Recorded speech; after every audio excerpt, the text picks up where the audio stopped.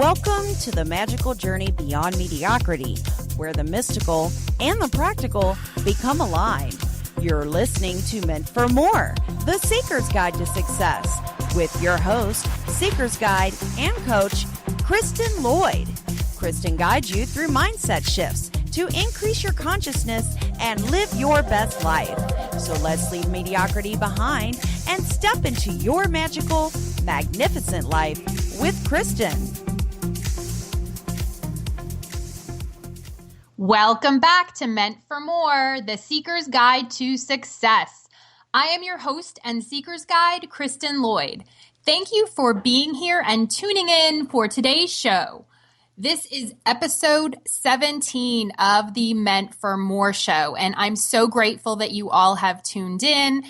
This is going to be a very, very powerful show, especially for women. And this show, I'm so really excited to have this guest on today because with all of the media reports and all of the violence against women that continues to go on throughout the world, this is a message that needs to be heard, that needs to be spread, that also needs to be supported. And today our special guest is Michael Sue Jenefsky. Michael Sue guides women who are survivors of domestic violence, sexual abuse, or rape as they overcome years of emotional pain and discover intimacy. She has worked with the world-renowned Dr. Lenora Walker, who is the author of The Battered Women Syndrome. She is a mentor for women, a mental health and substance abuse counselor, hypnotherapist, EFT practitioner, is completing a doctorate in criminal justice, and has worked in domestic violence and sexual abuse for 12 years. Thank you for being here, Michael Sue, and welcome. Thank you, Kristen. It is an honor and a pleasure to be here today. I am so excited. Me too. And, as I said in the intro, especially with what has gone on with college rapes and sexual abuse and the continued degradation of women across the globe, I think that your message is one that really, really needs to be heard. And the call that you have heeded in your own life is one that that needs to be spread, because this is a platform really that needs to be supported. Absolutely. There's no doubt. And I always ask what your story to more is. That's kind of where I begin. So I want to hear how you got to this amazing journey, this amazing part of where you are, because you have a phenomenal story of your own personal growth that really makes your journey so much more impactful. So will you share that with the listeners today? Oh, absolutely. And I share it so generously. I have a long laundry list of qualifications to my journey to more, but let me give you the short version of it. I was molested as a child, raped at 19, and I was abused in every way possible by my second husband. Let me go ahead and expand on that a little bit so everybody understands. When I was about 4 or 5, the two guys that lived next door used to babysit, and I'm not real sure exactly how it all started, but I was molested. Bottom line was I was molested. I don't know if there was actual intercourse or not, but a lot of feeling and touching. I don't remember most of it, as I'm sure I blocked most of it out. And I thought I was a bad girl. It felt good. And I played the bad girl role for over 30 years. Back in 2000, I went into therapy.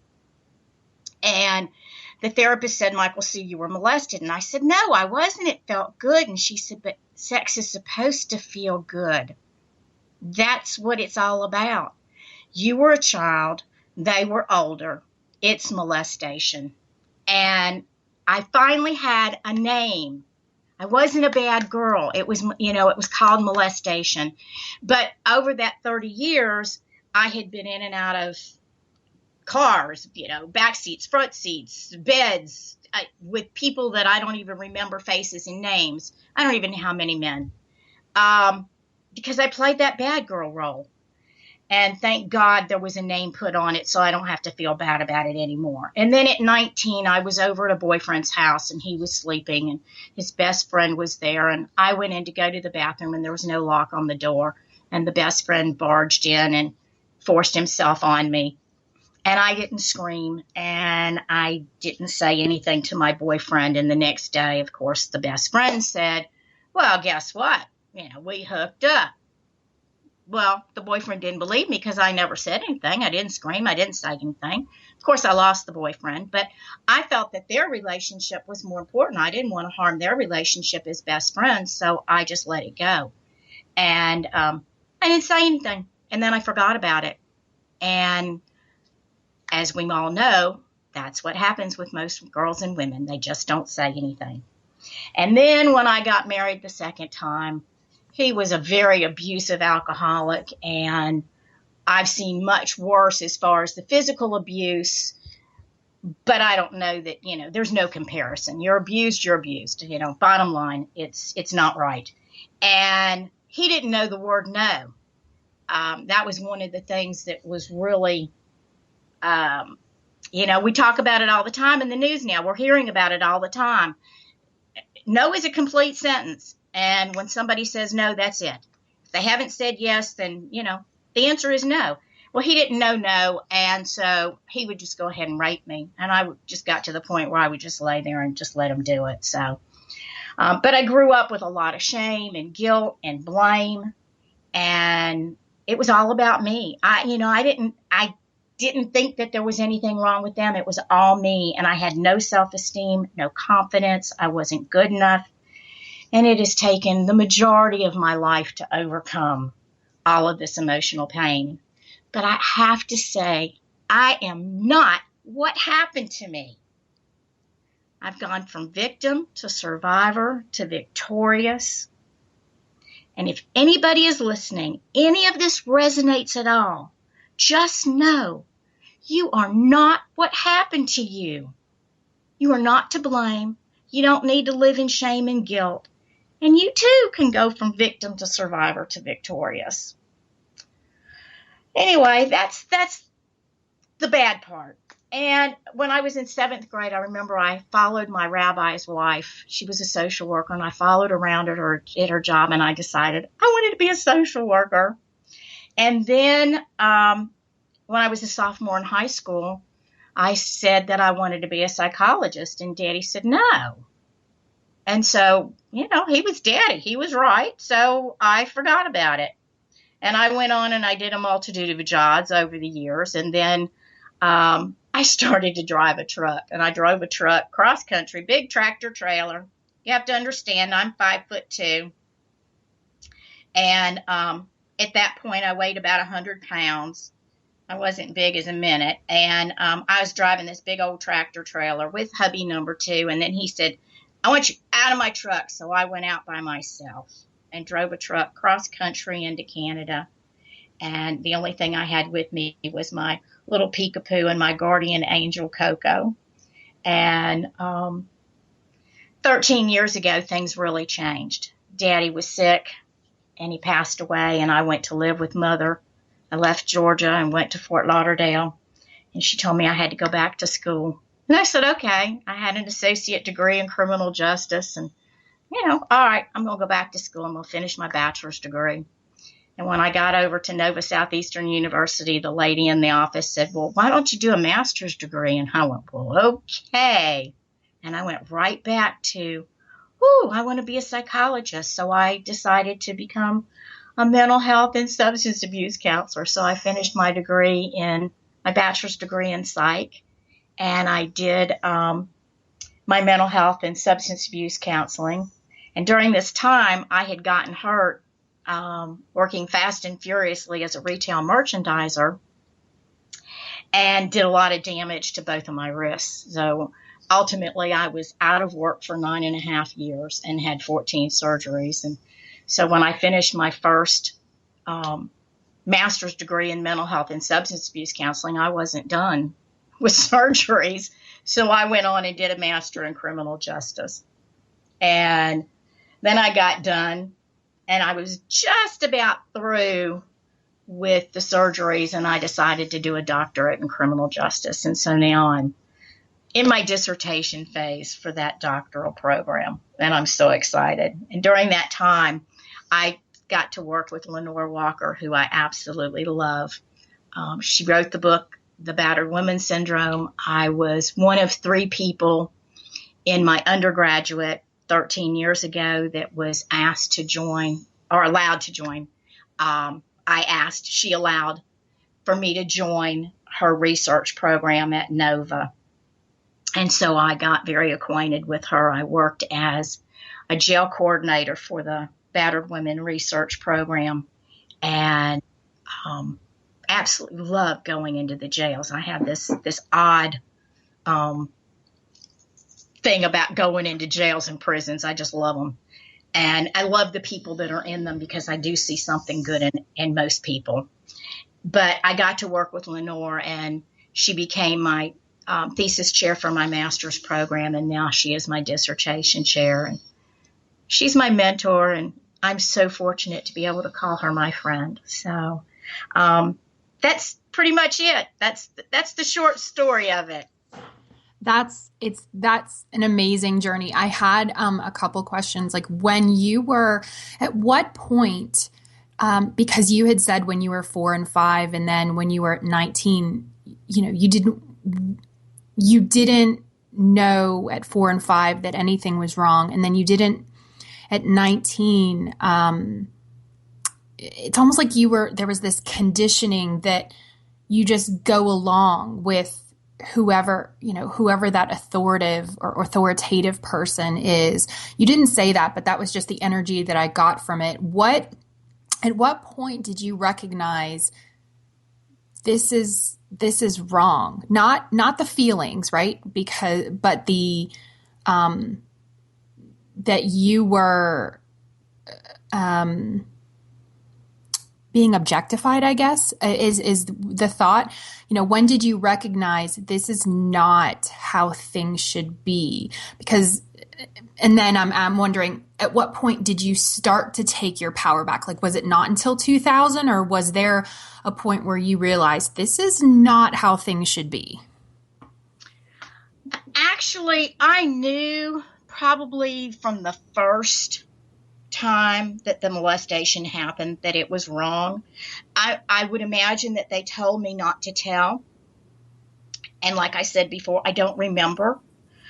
But I'm thinking that was probably what happened. Don't tell. But the fact that it felt good, I immediately went to, oh, I must be bad. I was told not to tell. I'm sure that's what happened.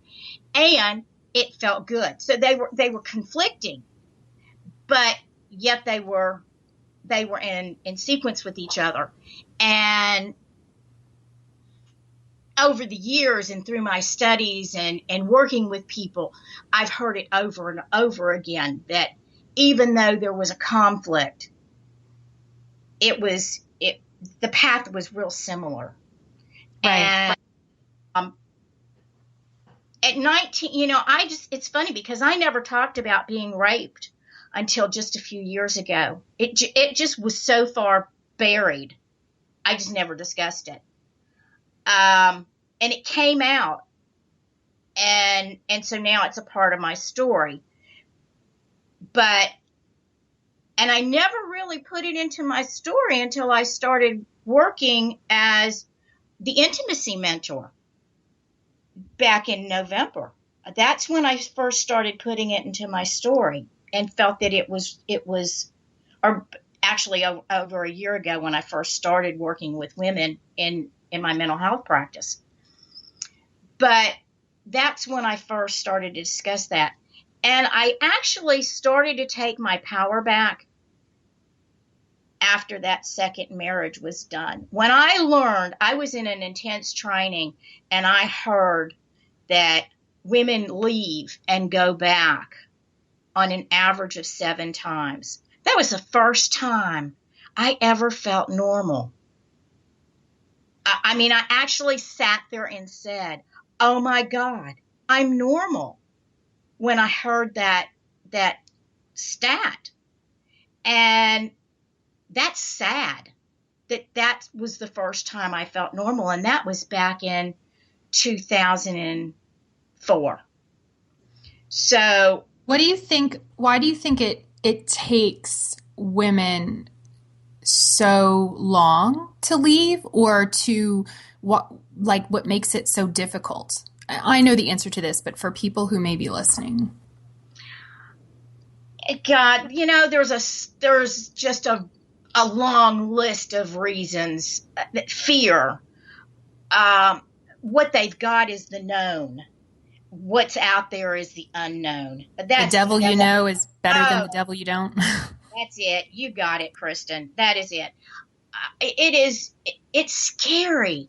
You know, even though this person is abusing us and we know that it shouldn't be happening, we don't feel good. We don't get that there's anything good about us because we've been told, and especially by the abuser. If it's domestic violence, they're usually telling us how stupid we are, how unlovable we are, how nobody would want us. We can't do anything. I remember my ex telling me I couldn't go drive a truck by myself. Well, guess what? Let me show you. And I did. And I did it well. But if it had been left up to him, it wouldn't have happened. Even though he said, "Get out of my truck. I don't want to share the truck with you anymore. I don't want to do a team with you." So we hear all of these different stories, and most of it is played over and over again in our heads. Some of it isn't even real. Some of it's never been said. We've just perceived it. And unfortunately, our perceptions are bigger than reality. And so we stay. It might be kids. It might be the dog. It could be the cat. It could be financial. It's just the list goes on and on and on as to why women stay. Or leave and go back. I left and went back thinking, okay, it's going to be different this time. But it never was. At what point did you recognize that what you had endured, was not intimacy? When I was sitting in a workshop, probably about 11 years ago, I was in a workshop one day, and it was a sex and intimacy workshop. The two were not together. It was sex and intimacy. They weren't said together.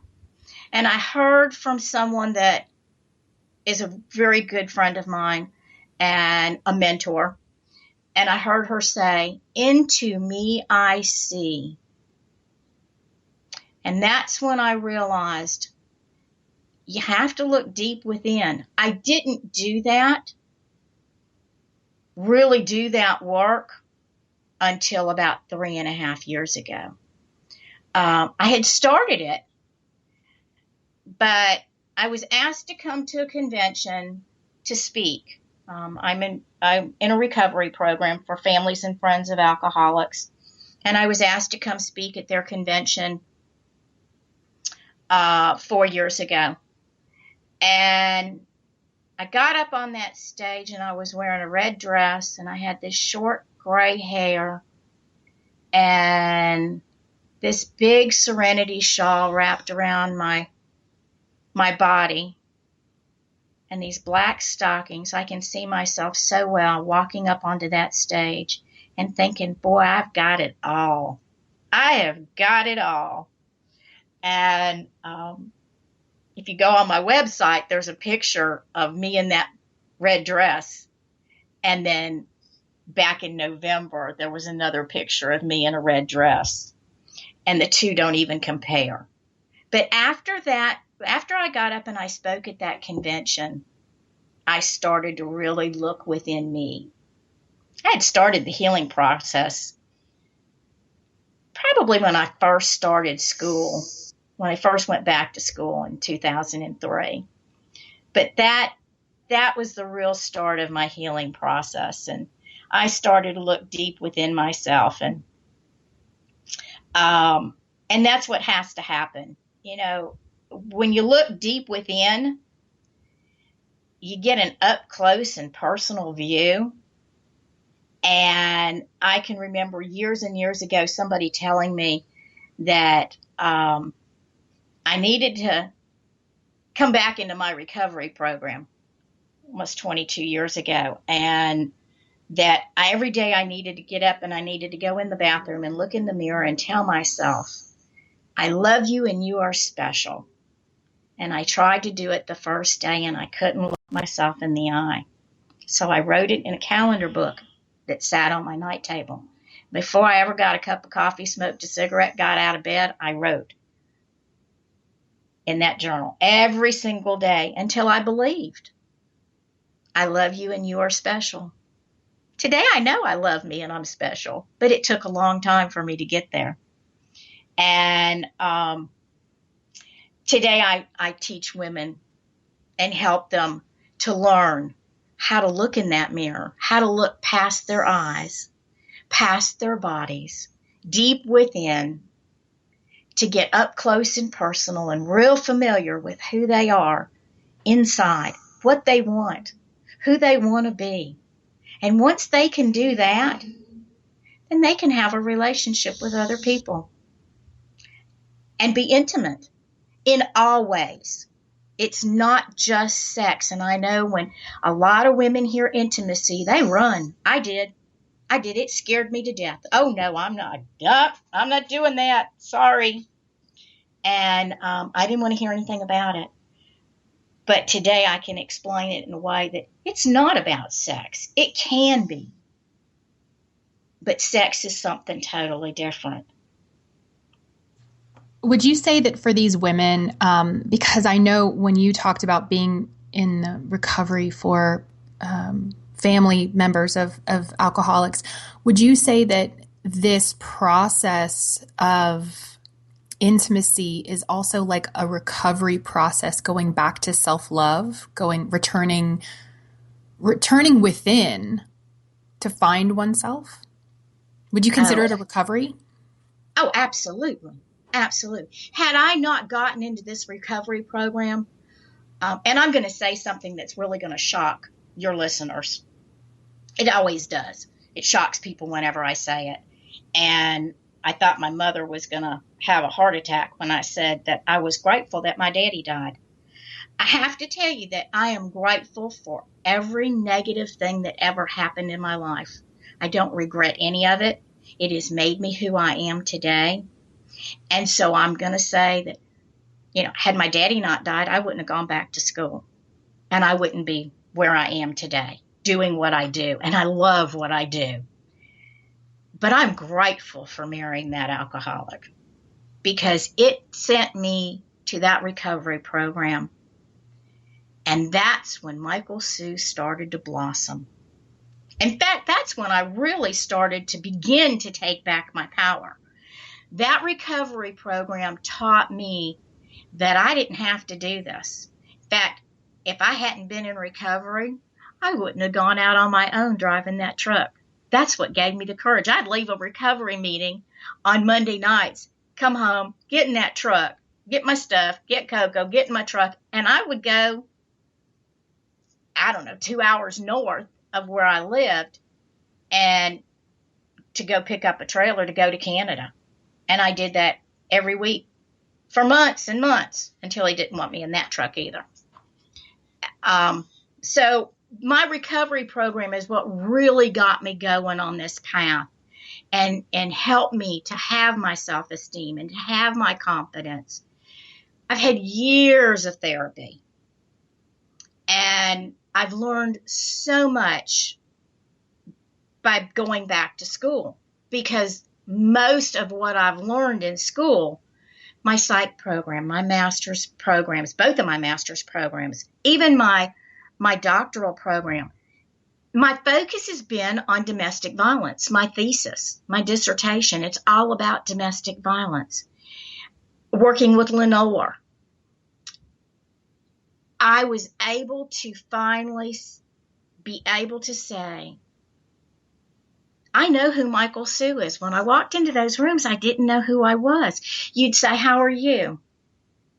I couldn't tell you how I was. If I didn't know how you were, I didn't know how I was. So my everything depended on everyone else. Today I can tell you, I'm great. And I really mean it. It doesn't matter how you are today. I love that you're okay today, Kristen. And I love you. You're my friend. But if you're not okay today, I'm going to feel badly for you that you're not okay. But I'm not going to be not okay because you're not okay. Right, right. I can be okay. And I can remember they asked me, well, what does Michael Sue like to do for fun? Well, I don't know. Today I can tell you, there are so many things I like to do for fun. I love to read. Right now I'm reading 3 different books. I get up in the morning and I do my morning ritual with my meditations and my recovery books, and I journal and my gratitude journal, and I read something for business. But that's part of that recovering people pleaser, because you were in the habit of checking in with everybody else, which then reflected how you felt. And until you dug in and said, wait a minute, I feel how I feel, not how everybody else feels. So being responsible for your own energy instead of taking on everyone else's. Absolutely. And I don't have to take on anybody else's energy today. Today I can be Michael Sue. And that is really a good feeling, because I didn't do that for many, many years. I did what everybody else wanted. I hopped in and out of beds because I didn't feel loved. And I'm not sure why. I came from a loving family. My mother and daddy were married for 50 years when my daddy died. I didn't come from a family of abuse. I didn't come from hearing a lot of hollering and screaming. My daddy was a screamer. But my daddy did it just so he could get everybody's attention. It would wake people up. My girlfriends were always scared to death of my daddy. They'd walk in the house and he'd holler at them and they'd just shiver. And he loved them. And they knew he loved them, but they still shivered. My grandparents were married for, oh my gosh, 70 years when my grandfather died. And they had a wonderful relationship. I always remember the 2 of them dancing together and holding hands as 2 little old people holding hands. But then I had this other side of my family, my daddy's side. My daddy's mother and father were divorced when he was 16. And my grandfather was an alcoholic and an abuser and a gambler and a womanizer. And I just realized the other day, I was working with somebody in recovery on Tuesday and realized, oh my God, I was my grandmother who was codependent and did whatever he wanted and kowtowed to him. And I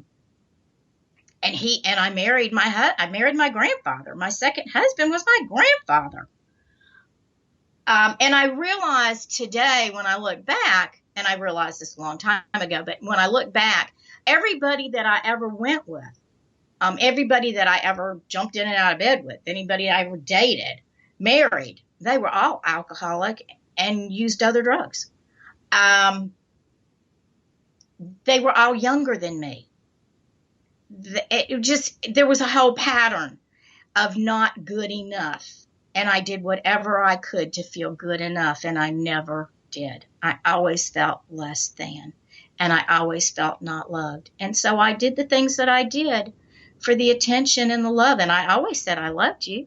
No matter who I jumped in and out of bed with, I always said I loved them. I didn't know what love was.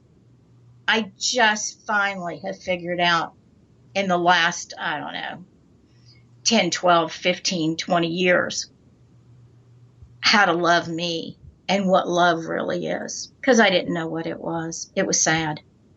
Was Is there a pivotal point, or was there a pivotal point in your process that you see over and over come up with the women that you work with? Like, is there one specific thing that you can point out that is just like, oh, here we go?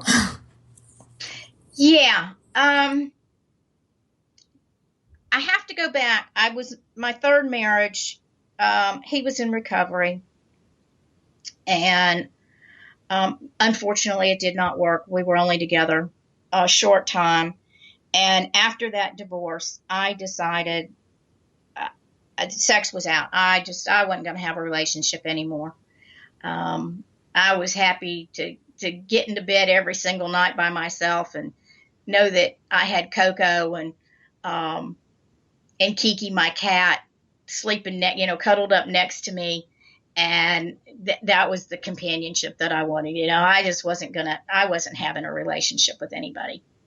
And so for about 10 years, I avoided a relationship. And 3.5 years ago, I met somebody who is much younger and much, much younger. And I started to feel a sexual desire. And it was very intense. It's nothing that I had ever felt before. And I actually, something happened between us on the phone. I won't go into details. And that afternoon, I made an appointment and ran to a sex therapist. Oh my God, what's wrong with me? I don't want to do this. And thank God I didn't listen to her. And I continued that relationship. And things started to change with me. And I started to change inwardly. And all of a sudden, there was a dramatic outside change. That's when the change really began. There had been some changes after I got up and spoke 4 years ago. But once I met this man, I really started to change. I decided I was going to change my hair a little bit. So I went to a different hairdresser the month before. And we colored my hair. And then I let it grow out. And I had started to lose some weight because I was overweight, not comfortable in my own skin. And all of a sudden, things started to change. I changed. My transformation was amazing. And it was coming from the inside and working its way to the outside. And I was feeling very comfortable with me. And I had never had a sexual relationship with myself. Somewhere along the line, I was taught that, and I wasn't taught, I don't know where I learned this because it certainly didn't come from my parents, but I felt like having a sexual relationship with myself was wrong. And I began to experiment and to have a relationship with me and with this other person. And I have learned that it's healthy to have a relationship and balance in all areas of my life, and to have a relationship with myself, whether I'm in a relationship with someone else or not.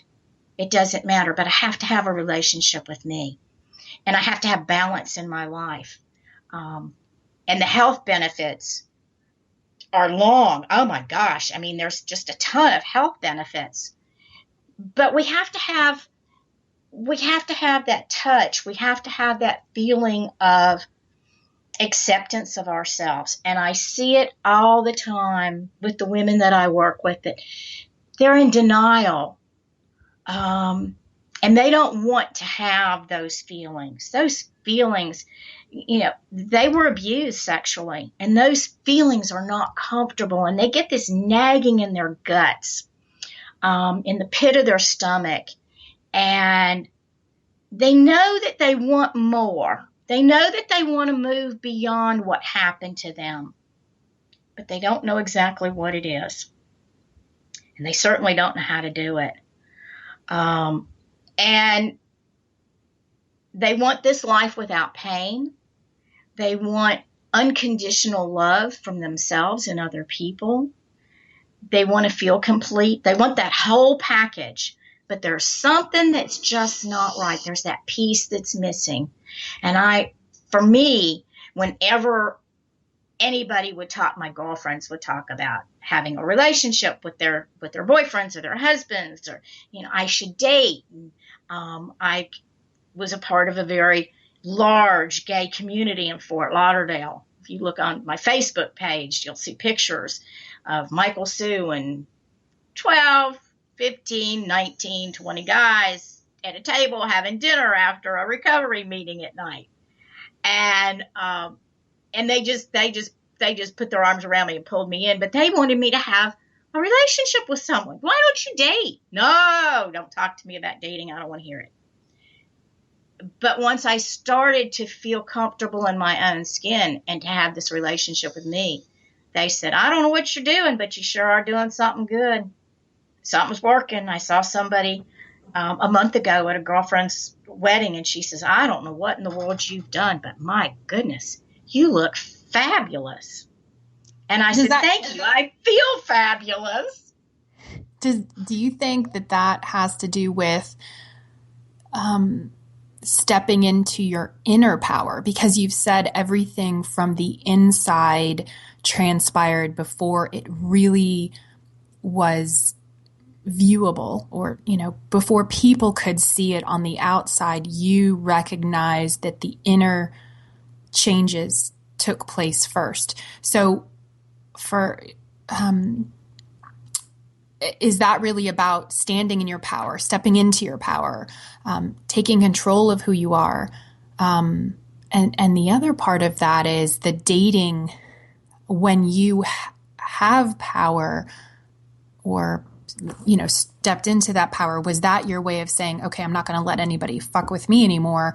And so I'm okay with dating because I'm dating different people because I know who and what I am.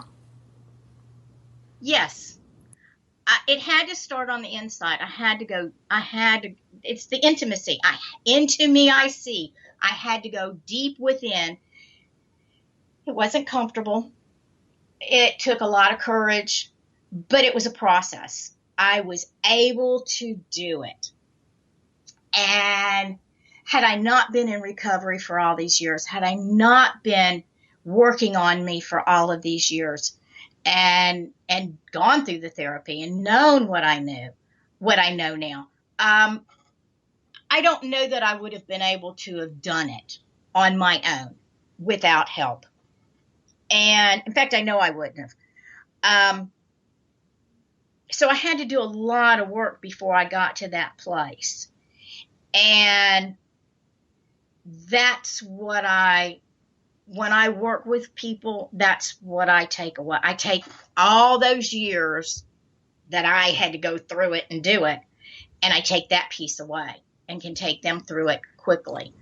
But you have to go inside. You have to look within, and you have to reclaim that power. They wanted it. Anytime there's abuse, it's all about power and control. Right. All about power and control. And we react.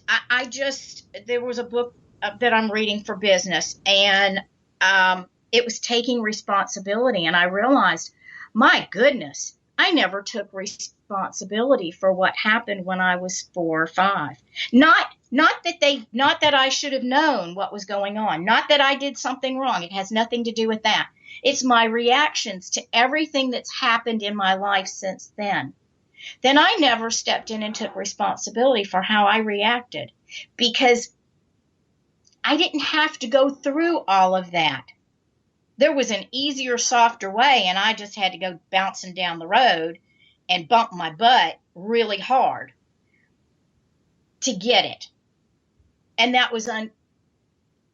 that's unfortunate, but that's the way it was. That's the process. And I have to say, on a spiritual point, my higher power allowed me, trusted me, knew that I could do this. And so whatever, my higher power helped me along this journey. And so I've been able to really get down inside and say, okay, Michael Sue, what do you really want? Who do you want to be? You don't have to be what they made you think you had to be. And that's what I see with the women that I work with, is that they feel all this shame and this guilt and this blame, and they don't know how to flip it around and regain their power and control. And that's what I help them do, is to get back, to stand in that power and control, to stand up and say, this is who I am, and you are not going to take advantage of me anymore. I am not going to be this victim. I am going to be victorious. Right, right.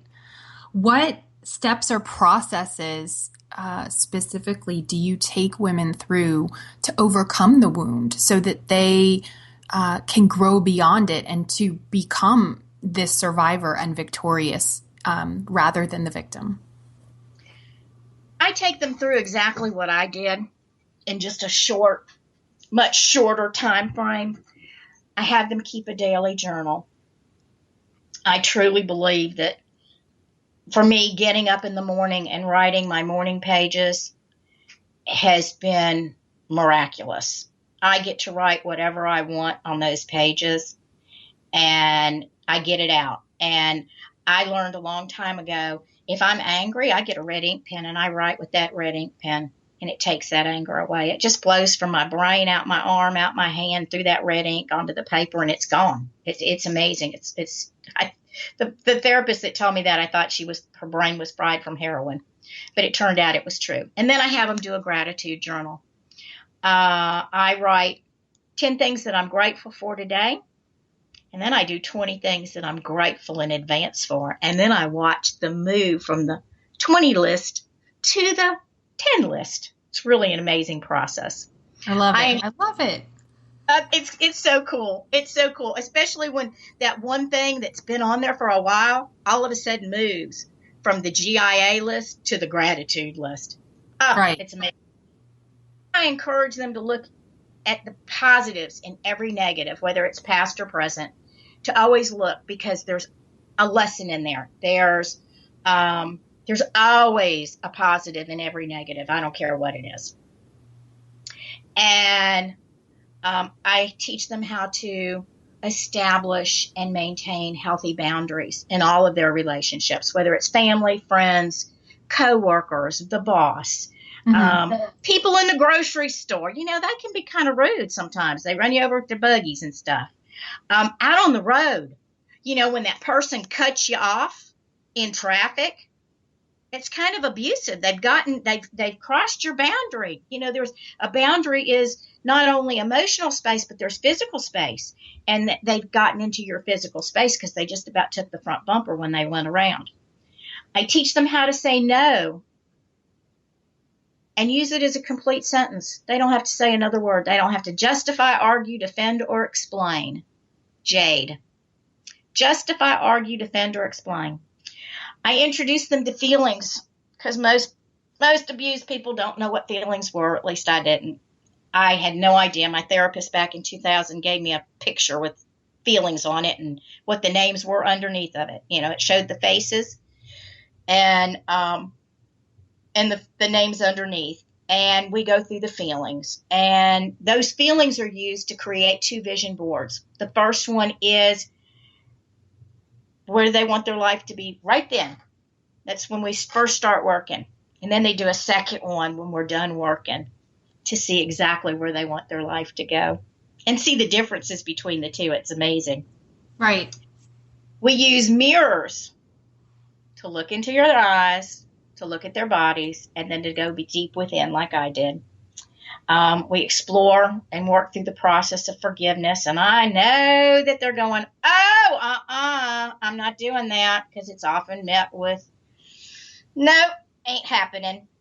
But once they understand, once they start to work that process and they understand that forgiveness is for them, it doesn't have anything to do with the abuser.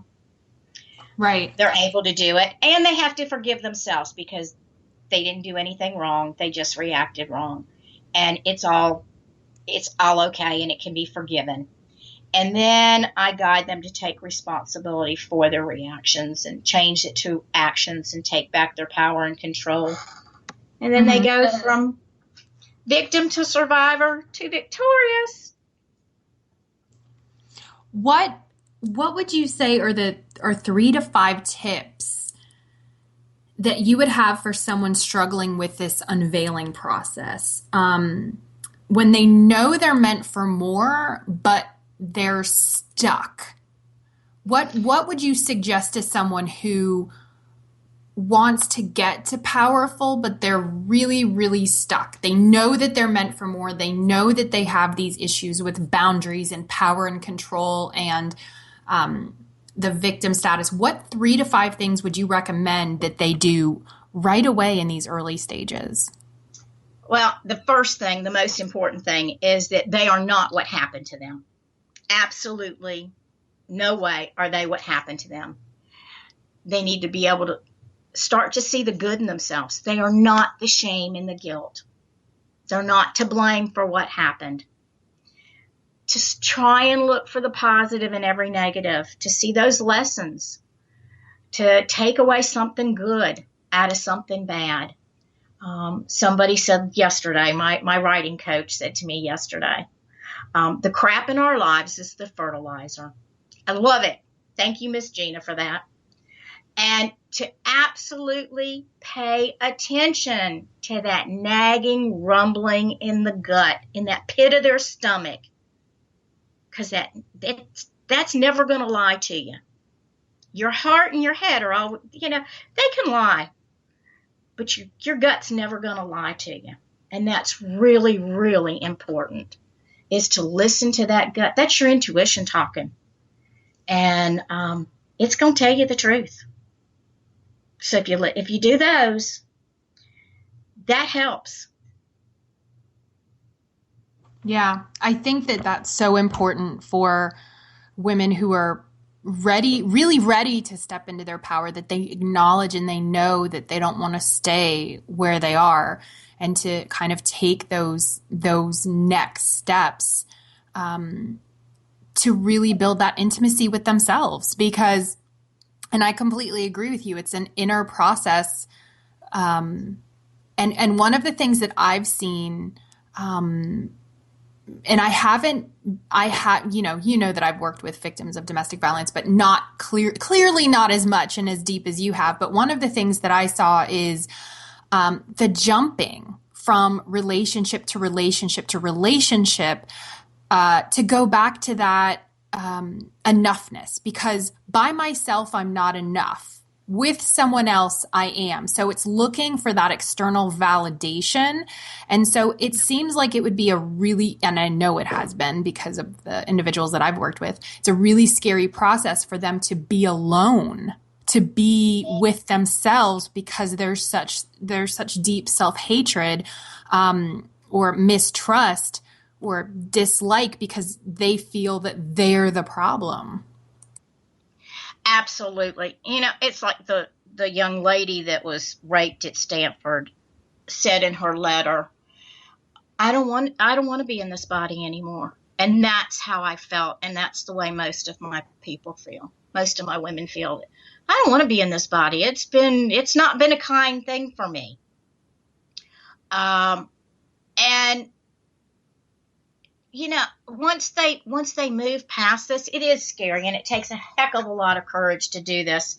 But once they start the work, and all of a sudden it starts to unfold, and it gets better and better, and it gets more exciting, and things change, and they see they see the changes, and they feel differently. It's amazing. And the next thing, they're alone. They're okay to be alone. Today I'm alone. I live in a house. I have a 4-pound Yorkie puppy, my little emotional support dog, and I mean, I take medicine every day for my PTSD, and I have a brain chemical imbalance and I get depressed if I don't take my medicine. And Hope is my emotional support animal, and she's just amazing. In fact, she's beside me now. But I'm alone in this house, and I'm not dating at this point. I'm busy. I have things to do. I'm building, building this business, and I want it to go global. I want for women around the world to be okay, to be victorious, to love themselves, to not live in this garbage, because nobody has to live like this. And when I see women moving past that victim mode into survivor mode, into victorious mode, that's a blessing. And God has allowed me to do this work and to be who I am today. And for that, I'm really grateful. From the molestation as a child to all the bumps along the way. I lost a child. It'll be 36 years since my son died at 14 months. And I lived through that. It was scary. It was close, but I lived through it. Actually had a suicide incident, almost suicide incident. I missed the aortic valve by 1/4 of an inch not long after he died. But, God allowed me to move past all of that garbage. And today I can stand in my own and say, I really love my life and I love who I am. And I want women all over the world to be able to do the same thing. And just to be able to feel that, to take their power back and say, you're not going to do this to me ever, ever again. Mm-hmm. It's powerful stuff. Yeah, it is. Yeah, it is. And I can't wait to see it just move all around the world. It's amazing. So, sharing this message, how can people connect with you? Where can people find you? Well, I have a Facebook page, The Intimacy Mentor, and my website is michaelsuementoring.com. They can get me there. They can call me on my cell phone, 954-261-1226. It's on 24/7. If I don't take the call, I'll call you back. Leave me a message. Are you on Facebook I just and believe Twitter? in this. I am. I'm actually on Twitter, and it is at Intimacy Mentor _. Okay. Awesome. My Facebook page is The Intimacy Mentor, facebook.com/the Intimacy Mentor. I'm on LinkedIn. I'm on Instagram. I'm on Pinterest. I don't know a whole lot about that stuff, but I do it.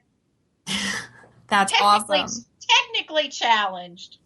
No, you're not. You're not at all. But this is amazing. I mean, I've known your story, but hearing your story, and also the powerful work that you do with women to help them shed and overcome and become who they truly are, get back in touch with who they truly are, because that seems to be lost when confronted with the abuse or this, whether it's emotional abuse, sexual abuse, rape. That's something that they lose touch with who they really are. And you are doing amazingly powerful work in reconnecting them to themselves and to help them stand in their power. So it's amazing stuff, and definitely needs to be heard. Thank you. I've just finished writing a daily 62 daily card deck. It's printers, and we're working on an app and a screensaver for it. That's awesome. Yeah. And hopefully it'll be out very soon. We're working on that today. I am writing Journey to Wholeness, Meditations for Healing.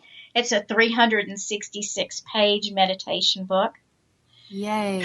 I couldn't find a book for women for healing, so I'm writing it. And then I'm writing my book, From Victim to Victorious, My Journey to Claiming Intimacy. So I'm busy. I know, but that's awesome. That's so awesome. I've got groups. I've got individual sessions. There's just all kinds of stuff going on. So, and my one group, it's Be Bold with Boundaries and No is a Complete Sentence are the two.